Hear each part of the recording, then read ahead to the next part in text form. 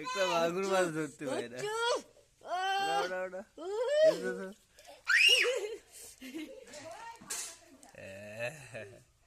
ছোট মাছ তো, ছোট কত বড় হয়েছে। আর ইলে কত এগুলা? 50টা 11টা হয়ে।